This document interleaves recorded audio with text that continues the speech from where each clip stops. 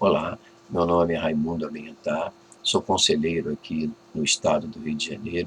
Queria me apresentar para falar a respeito de um assunto que irá repercutir em todos nós, contadores, contadoras, técnicos e técnicas em contabilidade, agora na primeira semana de novembro, que ocorrerá no Conselho Federal de Contabilidade. Antes eu queria me apresentar, queria dizer que em 2015 eu concorri por uma chapa dita de oposição a conselheiro. Naquela oportunidade eu não admitia o que estava acontecendo com a classe, não admitia ser representado daquela maneira e comecei a estudar números do Conselho Federal, números do Conselho Regional e, na verdade, de todos os conselhos regionais de contabilidade do Brasil. Em 2017 eu concorri por uma chapa dita de situação, mas vejam a questão dessa chapa e da vitória em eleição, né? Tivemos 17 mil votos. Isso representou menos que 32% dos 55 mil registros ativos que estavam dentro do nosso cadastro. As chapas de oposição, 2 e 3, tiveram algo próximo a 21%. Houve cerca de 9% de votos brancos, e 21% não votou. Ou não votou porque não quis, e depois justificou, ou não votou porque eram inadimplentes e não puderam votar. Então significa dizer, no frigir dos ovos, que 68% das pessoas não votaram em mim, não votaram na chapa 1. Votaram ou não votaram em outras condições. A metade dos registrados no Rio de Janeiro não votou. Fui ver isso em todo o Brasil, porque isso é publicado no site do Conselho Federal. Peguei todos aqueles dados e constatei a mesmíssima coisa. Uma pequena diferença em relação ao... Pequena, em relação ao Rio de Janeiro, mas a mesmíssima coisa. O que isso significa? Que a classe não participa, que os mais jovens não se candidatam, que as pessoas não colocam a cara, me desculpa a expressão, né? Mas se você quer mudança, você tem que participar dessa mudança, porque é o único caminho. A democracia permite isso. Vivemos a plenitude do Estado democrático de direito, vivemos a plenitude da liberdade de expressão, e isso são valores que precisamos respeitar. Se vocês perderem isso, vocês não têm ideia do que era um jovem viver na ditadura, como eu vivi com essa experiência. Então, na verdade, eu estou aqui para colocar para vocês: participem, porque há alguns anseios que eu acredito que leve alguém a ser conselheiro, ou vários anseios, né? Que não seja tão somente a classe contábil. Mas por que eu falo oposição, situação? Porque, na verdade, se todos os nossos objetivos são os mesmos, ou seja, a classe contábil, não deveria haver nem oposição nem situação. A gente não deveria ser tratados como inimigos, não deveríamos ser tratados, porque o que eu aprendi nesses 2 anos? Quando você tem uma opinião diferente do grupo, quando você tem uma opinião que você não concorda, você é taxado de reclamão e é considerado um escravo fujão. E há feitores para caçar os escravos fujões. É claro que isso aqui é uma metáfora, né? Porque se você se permite tratar assim, na verdade, eu coloco no Conselho Regional de Contabilidade as posições que eu quero colocar, com educação, com técnica, com esmero e usando a democracia. Mas pouco se faz nos conselhos, gente, pouco se faz. A gente tem um decreto-lei que na verdade, uma medida provisória, o que era considerado uma medida provisória em 1946, que era o que? Vivíamos sob uma ditadura em 46. Em 2010, isso se modificou. Então, basicamente, quais são as atribuições que se tem dentro do Conselho Federal, que é colocada para os regionais? Fiscalizar a profissão, a principal, que de 1946 a 2010 não se modificou. Registrar os contadores, e na época chamados de guarda-livros. Regular sobre princípios fundamentais, normas brasileiras de contabilidade, exame de suficiência, cadastro de qualificação técnica, etc. Mas tudo isso vem de baixo para cima. Na verdade, os conselhos regionais são apenas validadores do que o Conselho Federal de Contabilidade determina. Nós, juntamente com colegas de Minas Gerais, do Pará, do Acre, de Roraima, de Pernambuco, de Mato Grosso do Sul, me perdoe aqui, vou dar uma coladinha porque posso ter esquecido alguém, Minas Gerais e o Rio de Janeiro, estamos nos candidatando a uma chapa para concorrer com a chapa do Conselho, montada pelo Conselho Federal. Nunca houve isso, pelo menos que eu saiba. Parece que nós somos transgressores, somos considerados como transgressores por usarmos a democracia. Está na regra, está na lei, isso é permitido. Isso não é motivo impeditivo. Não me sinto nem um pouco culpado por liderar esse grupo de colegas.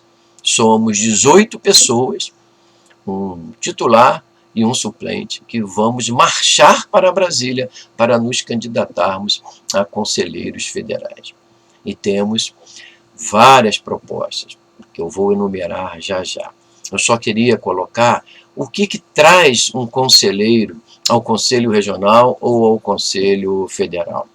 Em primeiro lugar, deveria ser somente a classe contábil, o interesse na classe contábil. Você está indignado com alguma coisa e precisa mudar, o caminho é o caminho legal, é o caminho da lei, é o caminho de respeito à regra. Ela precisa ser modificada, então venha colaborar para modificar. Esse deveria ser o ímpeto inicial para sermos conselheiros, mas às vezes não é. Às vezes pode ser o que eu chamo de goodwill reputacional. Goodwill reputacional, porque afinal você é considerado um conselheiro, você pode achar que isso melhora o seu currículo, você pode ser indicado para conselheiro do SEBRAE, de junta comercial e de qualquer outro órgão público, você pode querer viajar, você pode querer receber diária pela participação no plenário, que no Conselho Federal não chama isso de jeton, chama isso de auxílio, chamava anteriormente de diária, mas você pode querer isso. Aqui no Rio de Janeiro, de forma legal, de forma regulamentar, diga-se de passagem, nada disso é feito de forma desonesta, 20 pessoas foram para a convenção em Porto de Galinhas, 7 pessoas foram para a Austrália, 4 foram para Guatemala, 3 ou 4, agora não me lembro, falo de memória, foram para Cartagena, na Colômbia. Você que pode estar dentro desses 68%, possa querer questionar isso, use a ouvidoria, insista na ouvidoria. Por que foi tanta gente e poderia ter sido uma? Por que isso é assim? A democracia permite isso, tanto nos conselhos regionais, quanto no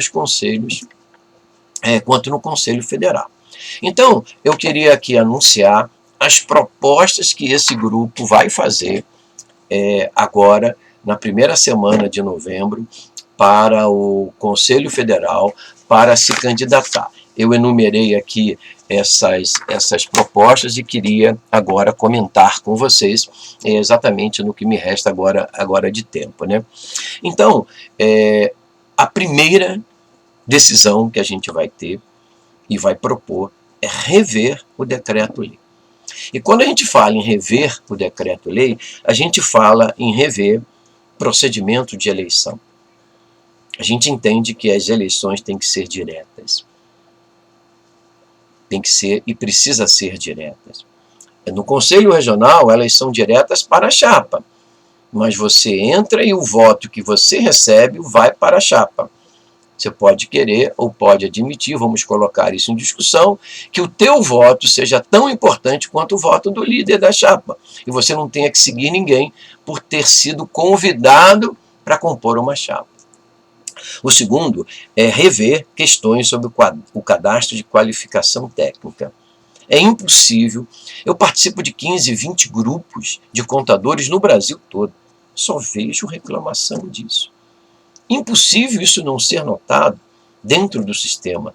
Precisa, portanto, ser estudado. Olha, nós estamos falando aqui em apresentar anteprojetos, discuti-los e, fundamentalmente, votar isso.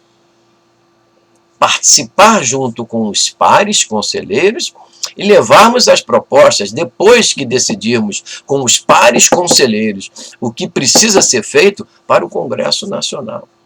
Só assim. Isto é a democracia. Isso é o rito normal do Estado democrático de direito. O exame de suficiência também é outro ponto que precisa ser discutido. A educação continuada e, evidentemente, rever a anuidade. Meu Deus, eu não sei se todos vocês sabem, mas o Conselho Federal de Contabilidade, em 2018, em média, ao longo dos 12 meses de 2018, janeiro, fevereiro, aplicou mais que 102 milhões de reais.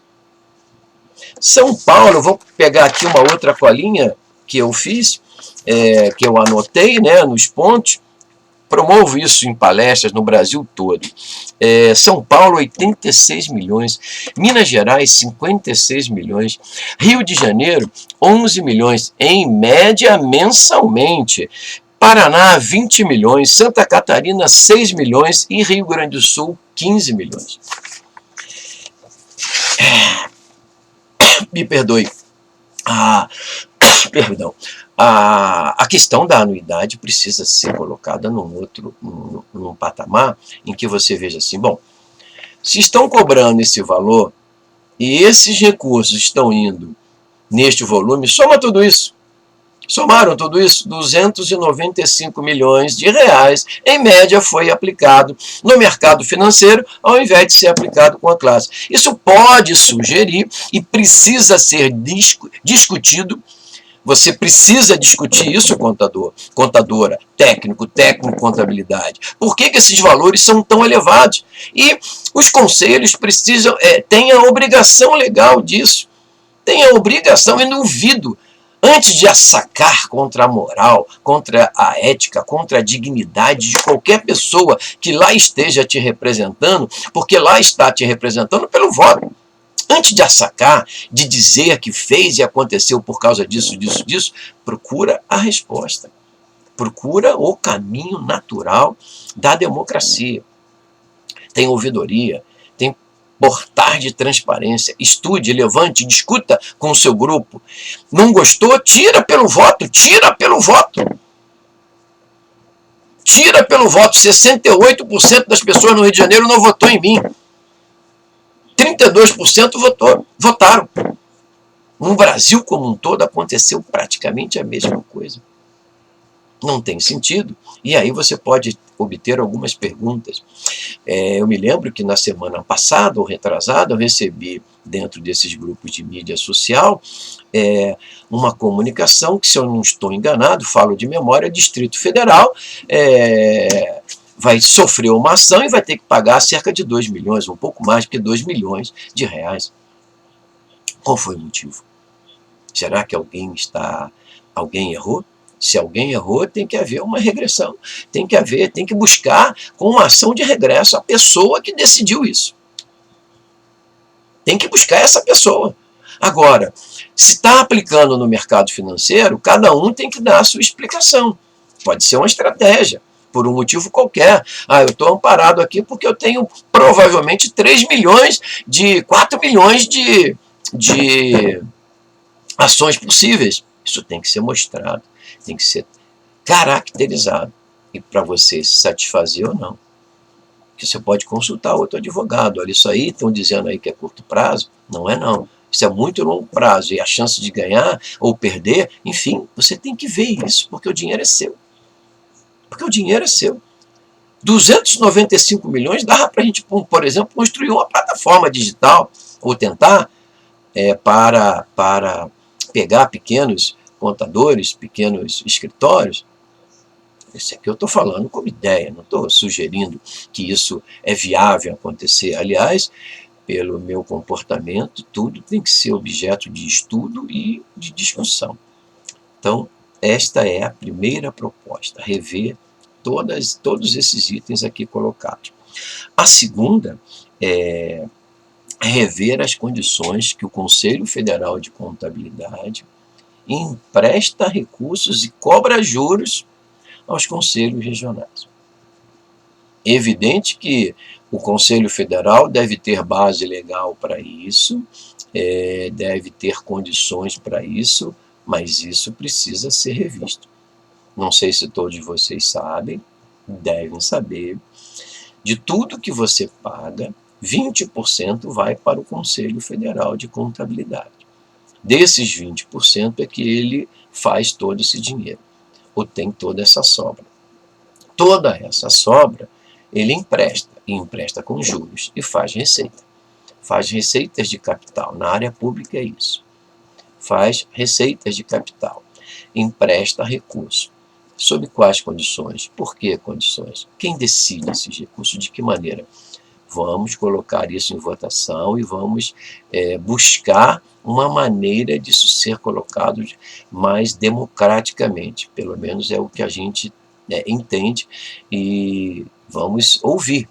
Pode ser que tudo isso esteja correto, pode ser que tudo isso não esteja aplicado de uma maneira em que a decisão todos os conselhos participem. Mas, de qualquer forma, quem empresta dinheiro, quem recebe o dinheiro, acaba, de uma certa maneira, tendo que obedecer comportamentos. Já tem que obedecer naturalmente por conta da lei. Com a eleição indireta, eu aprendi agora com um doutor Giovanni, que nem indireta e ele é um eminente advogado lá do Rio Grande do Sul. Na verdade, ele apresentou argumentos, que eu não vou entrar aqui no mérito para discutir, por não termos tempo, mas essa condição de empréstimos do Conselho Federal aos conselhos regionais precisa ser verificada. Ao invés de emprestar, diminua lá na ponta os 20%. Durante 10 anos você vai passar a enviar para mim apenas 5%. Tem que estar na lei essa hipótese de acontecimento. Tem que estar na regra. E é o que nós vamos propor com anteprojetos, caso sejamos eleitos nessa condição. E, finalmente, a gente precisa chamar a Receita Federal, o Congresso Federal, e colocar assim, o contador gasta 2.000 horas para atender as receitas na esfera federal, estadual e municipal. E a responsabilidade por esse ato passa a ser somente dele, ou juntamente com ele preposto e o preponente. Ora, 2.000 horas? Algo precisa ser trabalhado e discutido para que isso possa ser, ou essas responsabilidades possam ser pulverizadas. Semana passada, ou agora, não me lembro o dia que foi, eu vi uma reunião que me pareceu ser na Receita e chamaram o Conselho. E no microfone colocaram: o Conselho Federal não compareceu. E sabe qual era a reunião? Bloco K. O Conselho tinha que ir em comissão numa reunião dessa, com técnica, não é? Nessas reuniões a gente não tem que ir só para ouvir. Muito pelo contrário, temos que ir armados entre aspas, com advogados, com contadores, é claro, para que possamos argumentar e contra-argumentar. Um detalhe importante, meus caros contadoras, técnicos e técnicas em contabilidade. Por que os sindicatos estão falindo? 17.000 sindicatos no Brasil estão sendo pulverizados. Porque a classe, o sindicalizado, não vê valor naquilo. Se visse valor, não deixava nenhum quebrar. Por que a PEC 108 está aí, firme e forte, sendo apoiada, pelo que eu vi nos grupos sociais, pela classe? Porque não vê valor nos conselhos. A gente precisa dar valor ao Conselho Federal e ao Conselho Regional. Essa questão de política, dos conselhos regionais, como acontece, receber medalha, dar medalha, e tudo isso é político, gente. Tudo isso são detalhes políticos que às vezes até irritam quem está fora disso. Dar medalha, receber medalha são questões eminentemente políticas, não são questões técnicas. A gente precisa, um conselho precisa ser naturalmente, na minha opinião, na opinião da nossa chapa, eminentemente técnico. E ninguém, em circunstância nenhuma, é totalmente errado num ponto e totalmente certo. Há um ponto para se ouvir. Não se pode fazer de que não está ouvindo a classe, principalmente quem recebe dinheiro dela. A classe precisa ser ouvida. Sem assacar, a classe não tem que assacar mesmo contra a hombridade, a honestidade de ninguém. Precisa fazer questionamentos técnicos. Esse é o ponto. Somos 18 profissionais que vamos até Brasília tentar, com muita dificuldade, porque esta eleição, vou usar a expressão indireta, fui corrigido por isso, mas vou usar a expressão indireta porque se elege delegados, eleitores, e delegados eleitores são os presidentes e os vice-presidentes. E a chapa do CFC é montada pelo CFC. Nós somos uma chapa montada pelos profissionais que querem alguma mudança e que querem caminhar junto com quem está lá. Muito obrigado, um grande abraço e abraço a todos.